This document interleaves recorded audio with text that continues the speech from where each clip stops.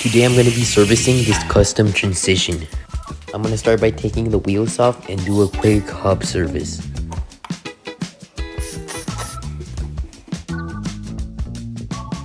Once everything's clean, I'll reinstall it and put some hub oil. Then I'm going to do a gravity bleed on these whole brakes to get rid of all the bubbles and get new fluid in, as it was very dirty. And I'm also going to be servicing the headset. So I'll take everything apart, clean it, and re-grease it.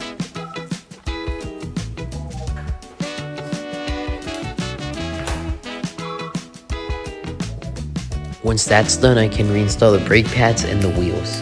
And I'm going to be kneading up everything with some glue zip ties.